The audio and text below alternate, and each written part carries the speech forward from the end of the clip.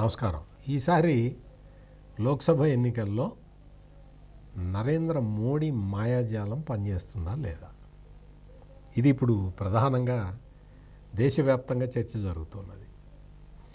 నరేంద్ర మోడీ చేసే మ్యాజిక్ తోటి ఇప్పటికి 2 సార్లు భారతీయ జనతా పార్టీ కంటిన్యూస్గా అధికారంలోకి వచ్చింది. మూడోసారి హ్యాట్రిక్ కోసం బీజేపీ ప్రయత్నం చేస్తూ ఉన్నది.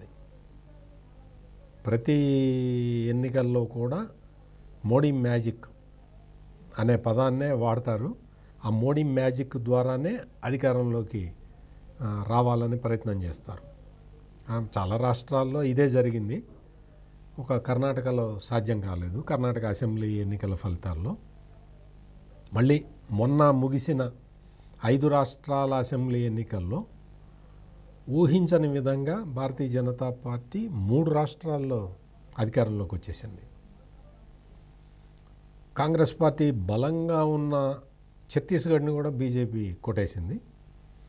కాంగ్రెస్ పార్టీ బలహీనంగా ఉన్న మధ్యప్రదేశ్ని స్వాధీనం చేసుకుంది. కాంగ్రెస్ పార్టీ అధికారంలో ఉన్న రాజస్థాన్ని కూడా బీజేపీ కైవసం చేసుకుంది. తెలంగాణలో కొంత గత అసెంబ్లీ ఎన్నికలతో పోలిస్తే కొంత బెటర్ పొజిషన్లోకి భారతీయ జనతా పార్టీ వచ్చింది, కానీ అధికారంలోకి రాలేదు. ఇదే మ్యాజిక్ మళ్ళీ లోక్సభ ఎన్నికలలో కూడా రిపీట్ అవుతుందా అనేది ఒక ఇప్పుడు ప్రధానమైన చర్చ జరుగుతుంది. అయితే భారతీయ జనతా పార్టీ సంబంధించిన నాయకులందరూ మాత్రం లేదు మోడీ మ్యాజిక్ పని చేస్తూనే ఉంటుంది అన్న ప్రగాఢమైన నమ్మకంతో ఉన్నారు. మరోవైపు ఏంటంటే కాంగ్రెస్ పార్టీ ఇండియా కూటమి అని చెప్పి ఒక కూటమి పెట్టుకొని వాళ్ళు రకరకాల ప్రయత్నాలు వాళ్ళు చేస్తూ ఉన్నారు. వాళ్ళు కూడా అధికారంలోకి రావటానికి భారతీయ జనతా పార్టీని పకడ్బందీగా ఢీకొడదాము అని చెప్పి ఇండియా కూటమి కూడా తమ వంతు ప్రయత్నాలు చేస్తూ ఉన్నది. నరేంద్ర మోడీ మ్యాజిక్ ఎంతవరకు పనిచేస్తుంది అనే దాంట్లో బీజేపీ వాళ్ళకి మాత్రం ఎటువంటి అనుమానం లేదు. అయితే కాంగ్రెస్ పార్టీ ఏం చేస్తున్నది అంటే ఈసారి మోడీ ఫ్యాక్టర్ పనిచేయదు. ఎందుకు అంటే మొత్తం దేశవ్యాప్తంగా దేశంలో చాలా ప్రాంతాలలో కాంగ్రెస్ పార్టీ గణనీయంగా పుంజుకున్నది.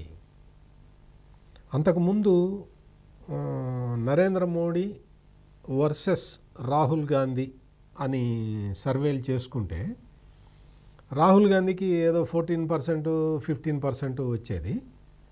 నరేంద్ర మోడీకి 55% ఎబో వచ్చేది.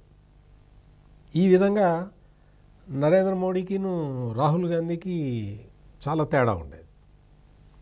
లేటెస్ట్గా ఏంటి అంటే లేటెస్ట్గా కొన్ని సర్వేలు చేస్తే ఈ మొత్తం రాహుల్ గాంధీ దాదాపు 40% వరకు వచ్చేసి ఉన్నాడు.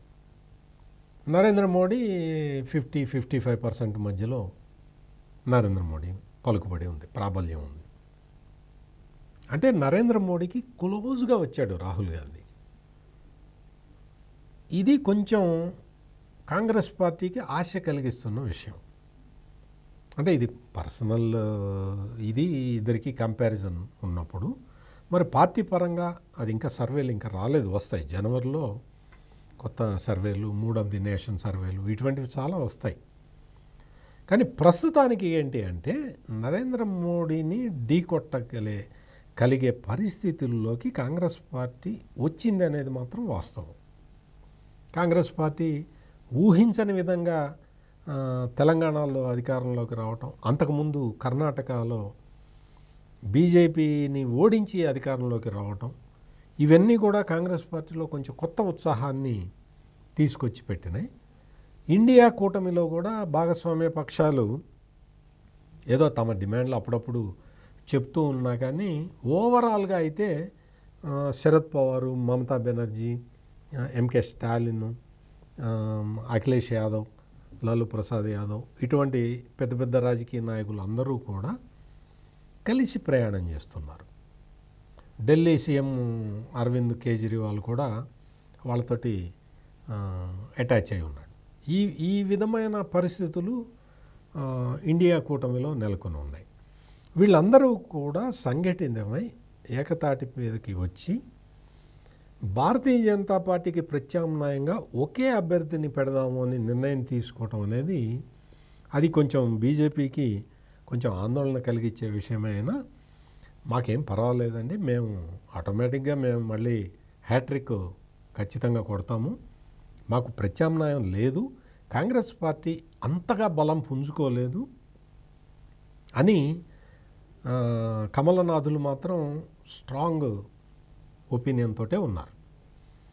కాంగ్రెస్ పార్టీ ఎన్ని మీటింగులు పెట్టుకున్నా ఎంత చేసినా కానీ ప్రజల్లో స్పందన లేదు అని బీజేపీ వాళ్ళు ఖచ్చితంగా గట్టిగా నమ్ముతున్నారు. దానికి తోడు ఇప్పుడు అయోధ్యలో రామ మందిరాన్ని ఇనాగ్రేట్ చేసుకోవటం, ఇటువంటి విషయాలన్నీ కూడా యాడ్ అవుతాయి. మన హిందుత్వ ఎజెండా ఇవన్నీ కూడా బాగా వర్కౌట్ అవుతూ ఉన్నాయి.